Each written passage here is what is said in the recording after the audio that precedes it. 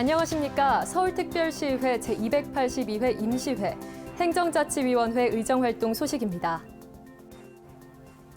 서울시의 핵심적인 실국을 총괄하는 제10대 서울특별시의회 전반기 행정자치위원회가 출범했습니다. 행정자치위원회는 11명의 위원들로 구성되었는데 위원들은 서울혁신기획관과 행정국 등 소관부서에 대한 업무 보고를 통해 청년 지원과 주민 참여 활성화 방안 등에 대해 점검하고 논의했습니다. 기본과 원칙을 지키고 시민 안전을 위해 최선을 다하는 제10대 전반기 행정자치위원회가 되기를 바랍니다. 그럼 제282회 서울특별시의회 임시회 행정자치위원회의 출범부터 의정활동 소식까지 지금부터 시작하겠습니다. 향후 2년간 서울시의 10개 핵심 실국기관과 3개의 출연기관 등을 소관하는 상임위로 중추적이고 핵심적인 역할을 하는 제10대 서울특별시의회 행정자치위원회가 출범했습니다. 행정국, 감사위원회, 서울혁신기획관, 정보기획관, 평생교육국, 시민감사 옴부즈만 위원회, 민생사법경찰단, 비상기획관, 재무국, 인재개발원, 서울장학재단, 서울특별시 평생교육진흥원, 서울특별시 자원봉사센터를 소관부서로 하는 행정자치위원회는 문영민 위원장, 송재혁 부위원장, 김경우 부위원장 등의 운영진과 강동길 위원, 김상진 위원, 김용석 위원, 김호평 위원, 이동현 위원, 이세열 위원, 이연찬 위원, 한기영 위원 등 역량과 전문성을 갖춘 11인의 위원으로 구성됩니다. 7월 13일 서울혁신기획관과 인재개발원, 재무국의 주요 업무 보고를 시작으로 본격적인 의정활동에 들어간 제10대 전반기 행정자치위원회는 향후 2년 동안 서울시의 재정을 확대하고 한정된 재원을 효율적으로 운영함으로써 시민들의 삶의 질 향상을 이뤄내고 변화와 경쟁에 강한 행정도시 서울을 만들기 위해 서울 시민의 대의기관이자 서울의 안방 살림을 책임지는 위원회로 막중한 역할을 수행하게 됩니다.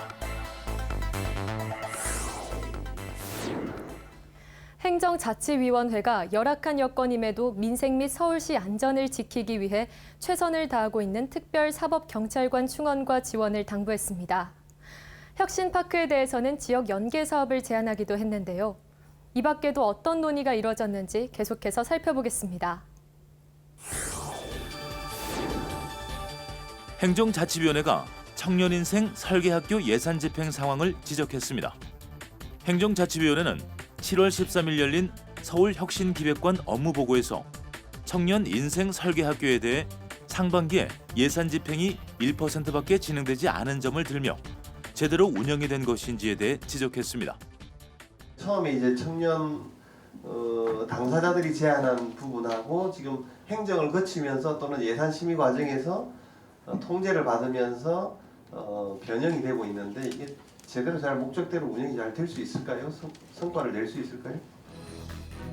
청년 인생 설계학교는 청년 고용촉진법 제3조와 청년 기본조례 제10조 등에 근거해 청년들 스스로 진로, 적성 탐색 및 인생 설계를 도모할 수 있도록 퍼스널 브랜딩 및 탐구, 체험, 자원 활동 등의 프로그램을 발굴해 지원하는 프로젝트로 애초 3억 원의 예산이 책정되어 있지만 상반기에는 사업 진행률이 미비했던 것을 지적한 겁니다. 서울시에서 운영하고 있는 이웃 만들기 사업에 대해서는 명칭 통일에 대한 주문이 이어졌습니다. 주민참여 지원 사업이 지난해까지 진행되던 사업들은 오늘 사업 명칭이 바뀌어서 올해 이웃 만들기 사업으로 계속 진행되고 있는 거죠. 99% 같은 사업을 두 가지 명칭을 가지고 사업명을 가지고 운영을 하는 같은 내용의 프로그램임에도 불구하고 사업 명칭이 달라 생기는 여러 가지 내부적인 갈등과 합의가 되지 않은 부분이 많다는 것을 지적한 것입니다. 한편 54개 팀 150여 명이 입주해 활동하고 있는 서울혁신파크에 대해서는 지역과 연계 프로그램 개발 및 외부 활용 방안을 모색해 줄 것을 당부했습니다. 행정자치위원회가 서울형 주민자치회 운영에 있어 주민의 대표성 강화를 주문했습니다. 행정자치위원회는 지난 7월 17일 열린 2018년도 행정국 주요 업무보고에서 시민 편의를 위해 시작한 전자투표가 지역 주민이 아님에도 투표가 가능한 부분을 들어 신뢰성과 대표성을 담보할 수 없다며 서울형 주민자치 실현을 위한 보완책 강구에 나설 것을 주문했습니다.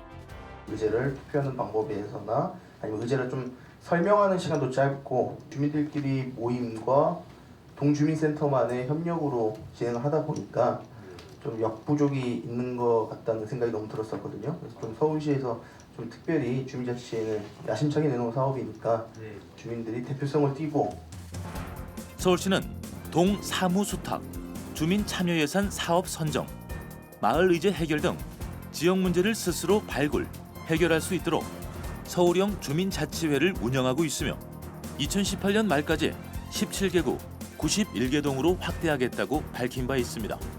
찾아가는 동주민센터 프로그램 중 하나인 방문 간호사 서비스에 대해서는 간호 인력 외에도 의사나 약사 등 전문 인력의 추가 배치가 필요하다고 의견을 제시했습니다.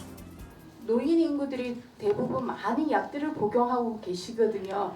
근데 간호사 갖고는 조금 부족한 면이 있어요. 의사 선생님이나 약사가 같이 참여할 수 있는 사업으로 좀 방문 간호사 서비스는 고령 사회에 대비하여 65세 이상의 취약계층 어르신들을 대상으로 복지 플래너와 간호사가 2인 1조로 방문하는데 여기에 전문가를 추가 투입해 실효성을 높이자는 이야기입니다.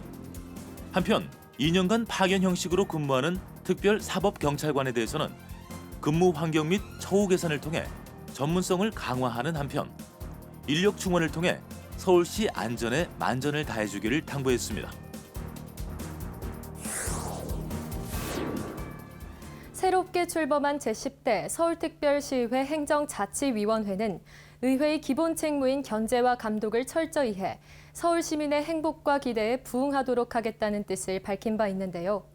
그럼 계속해서 서울특별시의회 제10대 전반기 문영민 상임위원장을 만나 행정자치위원회의 현안과 과제, 그리고 앞으로의 비전 등에 대한 이야기 듣도록 하겠습니다. 제10대 전반기 행정자치위원회 위원장으로 선출된 문영민 의원, 양천구 의회 의장 역임, 제9대 서울특별시의회 후반기 행정자치위원회 부위원장과 위원장 직무대리를 역임하는 등 많은 의회 경험과 경륜을 두루 갖추고 있는 문영민 위원장. 깊은 친화력과 포용력을 바탕으로 의회의 기본 책무인 견제와 감독을 철저히 해 서울 시민의 행복과 기대에 부응하도록 할 것을 강조하고 있는 문영민 위원장을 만나봅니다.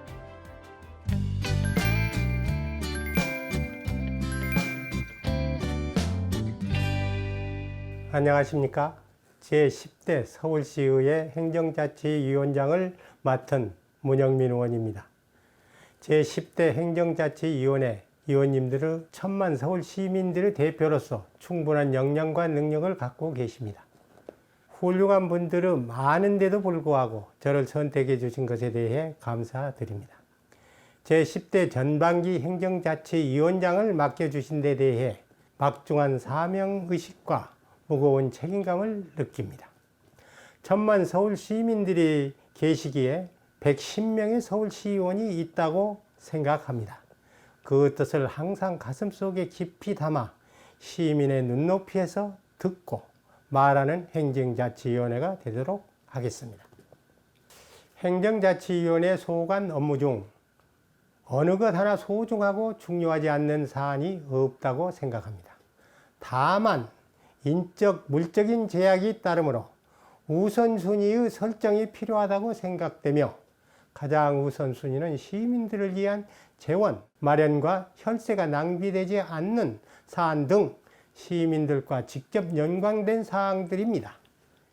이에 제10대 전반기 행정자치위원회에서는 서울의료원 강남분원 매각 지연에 따른 예산 낭비의 개선, 고소득 체납자에 대한 징수 대책 개선, 평생교육시설 운영의 내실화, 특별조정교부금 교부제도의 개선, S프레스센터 운영 내실화 등을 우선적 해결 과제로 생각하고 있습니다. 이에도 해결해야 할 현안들이 많이 있지만 이에 현안들을 중심으로 선택과 집중을 통해 시민들의 삶의 질 향상과 복지에 필요한 재원 마련을 최우선적 과제로 삼겠습니다. 행정자치위원회는 10개 상임위원회 중에서도 행정국, 재무국, 서울혁신기획관, 평생교육정책관 등 13개 핵심 실국기관을 소관하는 상임위원회소 중추적이고 핵심적인 역할을 하는 곳입니다. 천만 서울 시민이 의회 권한을 부여해 준 만큼 비판을 넘어 합리적인 대안을 마련하여 제시하는 상임위원회로 만들어 가겠습니다. 또한 행정자치위원회가 서울시의회의 모범과 으뜸의 상임위원회가 될 수 있도록 최선을 다하고 선배 동료 의원분들이 왕성한 의정활동을 할 수 있도록 조타수의 역할을 충실히 수행하겠습니다. 제10대 행정자치위원회에 처음으로 접수된 조례는 서울특별시 자원봉사활동 지원조례 일부 개정 조례안입니다. 시 또는 센터에서 주관하는 자원봉사 프로그램에 참여하는 자원봉사자에게 물가 상승률 등을 반영해 교통비와 급식비 등의 경비를 지급하고자 하는 건데요. 기본을 지키겠다는 위원회의 의지가 오롯이 반영된 것으로 보입니다.